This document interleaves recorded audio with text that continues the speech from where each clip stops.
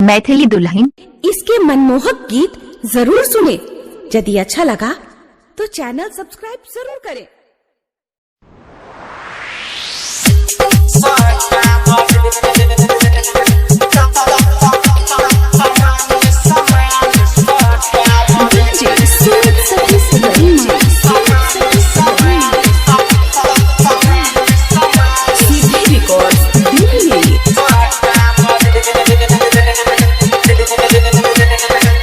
DJ सत्यम मदना बाजार।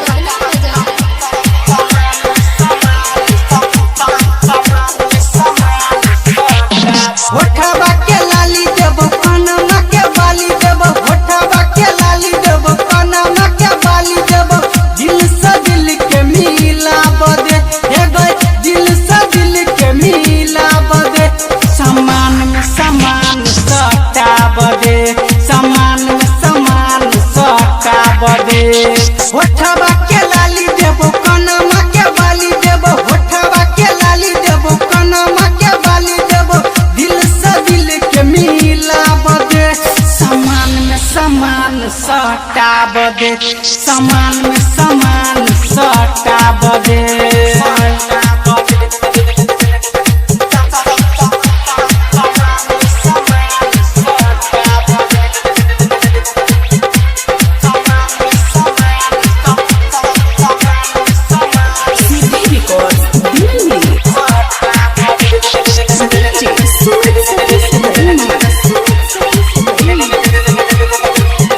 DJ सत्यम मदना बाजार।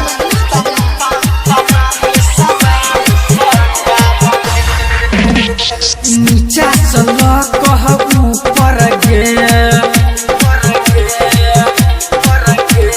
छियौ समान तोहर सुपर गे। नीचा चलो कह ऊपर गे, छौ समान तोहर सुपर गे। सौसे सो तोहर चरचा गे, कह दे जवानी खरचा गे। तोहर फूलन फूलन चिजवा के सटकाब दे, तोहर फूलन फूलन चिजवा के सटकाब दे। समान में समान सटाब दे, समान में समान सटाब दे।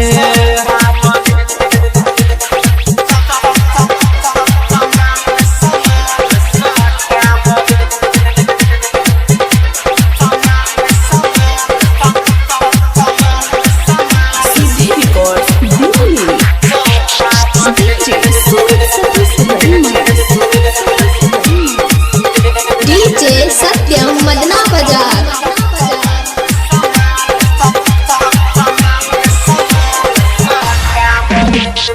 आनो बिछाले है बोरा गे,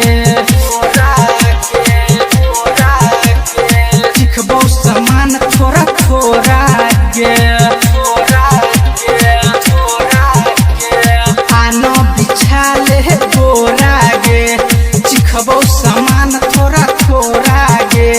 जखने समान उघार है तो छौरा चंदुआ के ठहर है तो राइटर सोनी सागर संगे में बजाब दे, राइटर सोनी सागर संगे में बजाब दे।